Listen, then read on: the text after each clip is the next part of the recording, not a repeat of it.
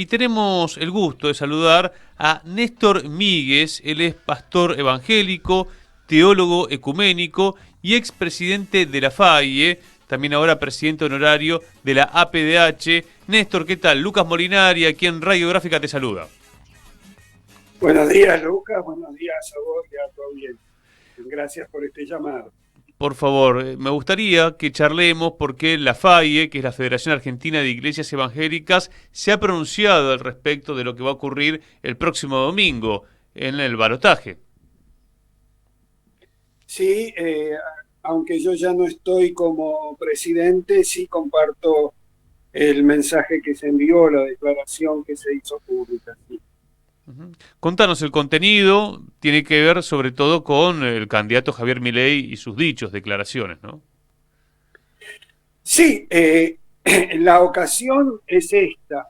En realidad, la declaración retoma muchas declaraciones que se vienen haciendo en los últimos 10, 11 años por parte de la FAIE desde que yo asumí la presidencia y ahora con Leonardo Schindler, el actual presidente, que yo tengo el gusto de haber sido su profesor de teología, y por lo tanto hay una continuidad en nuestra manera de ver las cosas, pero también anteriormente, cuando fue presidente el obispo Carlos Gattinoni, obispo metodista que formó parte de la CONADEP en su momento. Es una línea de reivindicación de los derechos humanos. De hecho, muchos de nosotros participamos en distintos organismos de derechos humanos, una reivindicación de la justicia social como surgida del Evangelio.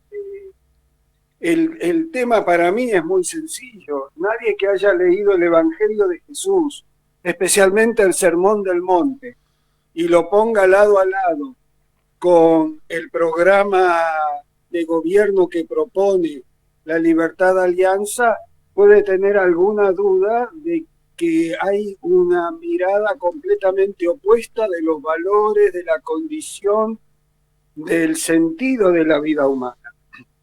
Por eso no debe llamar la atención que a través de estos distintos puntos la Federación de Iglesias Evangélicas haya dicho, bueno, esto no es lo que nosotros creemos, sostenemos, la mirada de vida que tenemos. Néstor, así como ustedes han pronunciado, ¿hay también sectores evangélicos que están hoy militando la campaña de Javier Milei? Sí, yo he escuchado algunas declaraciones que realmente me ponen en duda que sean sectores evangélicos, por más que se autotitulen así, porque como acabo de decir, nadie que haya leído el Evangelio de Jesús puede propiciar la venta libre de armas, la venta de órganos,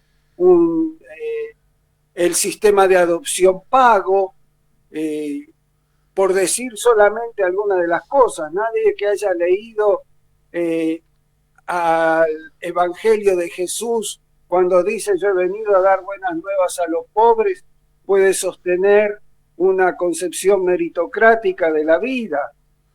Nadie que haya leído la carta de Pablo a los Gálatas cuando dice que la libertad no es para satisfacer los deseos personales sino para servir a los demás, puede creer que la libertad es lo que propone el neoliberalismo. Yo acabo de traducir, hace ya un par de años, acabo de traducir un libro de un teólogo amigo que se llama Neoliberalismo y Derechos Humanos, donde expone con cuidado cada una de las tesis neoliberales y cómo se contrapone tanto con el Evangelio como con la concepción de derechos humanos, de manera que si hay yo no me creo dueño de decir quién es evangélico y quién no, pero sí como teólogo digo que la doctrina cristiana y el neoliberalismo se oponen totalmente y que por lo tanto nadie que se llame evangélico puede sostener una posición vinculada con los partidos políticos que se apoyan en gente como Hayek o von Mises o Friedman, que claramente han dicho que ellos no creen en el Evangelio. Estaba repasando, Néstor, una campaña en redes, con afiches, y también entiendo que es callejera, de Cristianos por la Paz, donde plantean algo interesante, que dice: quienes consultan a los muertos serán condenados. Los cristianos no queremos candidatos que consultan espíritus, en clara referencia a Milei. Bueno, esto es lo menos, ¿no es cierto? Sí. En el sentido de que si él quiere consultar a los muertos y a los perros muertos, está libre de hacerlo. El problema es cuando dice que estos perros muertos son los que le dictan el programa político. Ahí realmente estamos en problema.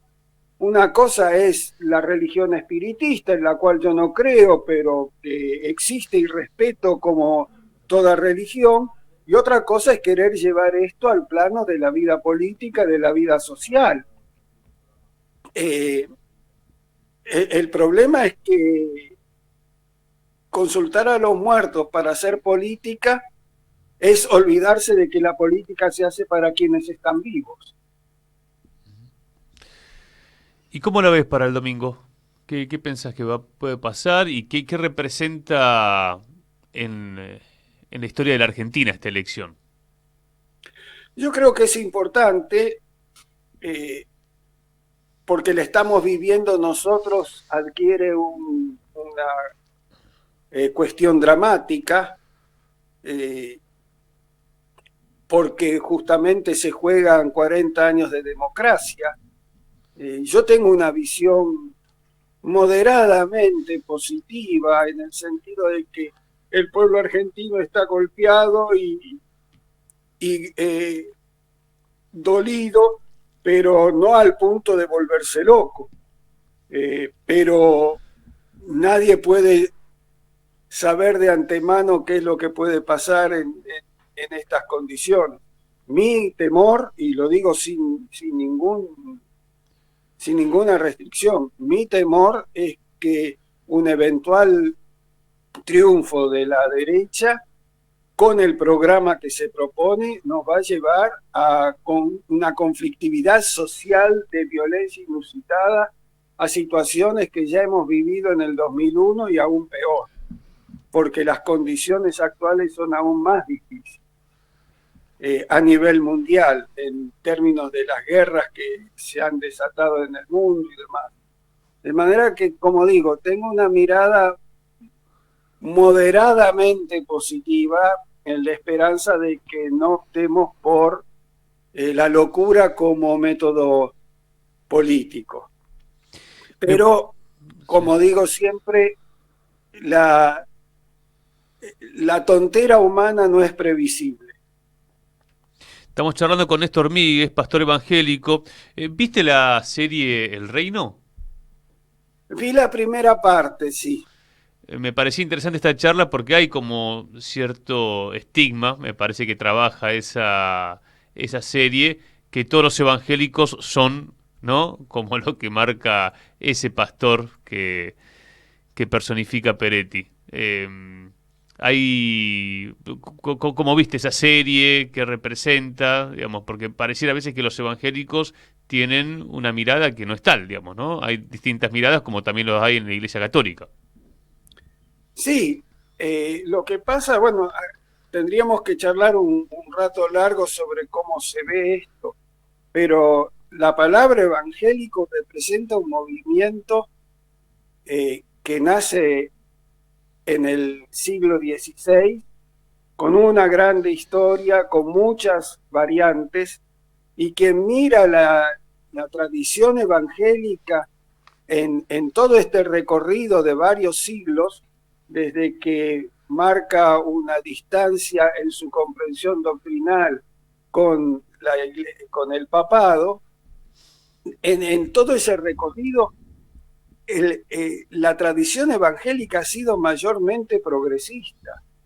Ha sido a principios del siglo XX, especialmente con el llamado denominacionalismo norteamericano, que empezaron a impulsarse estas corrientes conservadoras. Pero si uno mira, por ejemplo, para ponerte un ejemplo muy clásico, uno de los 8 mártires de Chicago era un predicador evangélico metodista que defiende su condición de mártir por haberse unido a la lucha por los derechos de los trabajadores. Claude Ragas en Suiza, ya hacia 1920, forma lo que llamó el socialismo cristiano.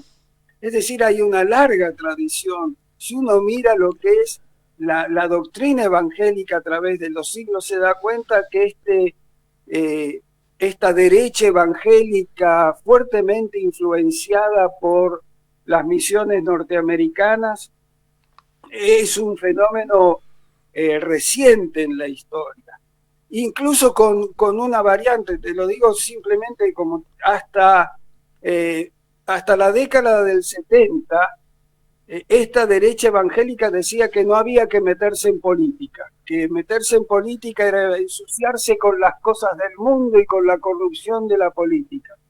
Pero a partir del informe Rockefeller, ¿te acordás de esa gira que hizo Rockefeller por los años fines de los 60, claro, principios de los 70 por América Latina? En ese informe él dice que una de las cosas que señala es que el socialismo y el comunismo están creciendo gracias a teólogos e iglesias que difunden las doctrinas socialistas, que se han aliado con los gobiernos socialistas. Eran los nacimientos de la llamada teología de la liberación, y que había que hacer algo al respecto. Y bueno, empezaron a hacer algo al respecto, y vino Billy Graham, y vino Luis Palau, y una serie de otros predicadores norteamericanos o norteamericanizados, para difundir justamente una doctrina nueva en el sentido de el involucramiento de los evangélicos conservadores en políticas conservadoras. Por eso hay toda una larga historia detrás de esto. Nuestra federación es de 1917, la Federación Argentina de Iglesias Evangélicas, mientras que ASIERA, que es la que tiene una tendencia donde hay, no la federación, pero sí muchos de sus líderes están vinculados con la derecha, nace en tiempos de la dictadura, justamente para diferenciarse de la política de derechos humanos que desarrollaba la Federación Evangélica. De manera que no es casualidad que mi padre, que también era pastor, haya sido uno de los fundadores de la PDH. Yo fui fundador de la PDH en ese momento, y al mismo tiempo desarrollábamos nuestra actividad como creyentes, como fieles, como testigos de Jesucristo, que nos llevaba a involucrarnos activamente en todo lo que fuera la defensa de los derechos humanos y la visión de una sociedad más justa, más equitativa, más igualitaria, un cuidado especial por los más vulnerables. Néstor, te agradecemos la charla y te mandamos un fuerte abrazo.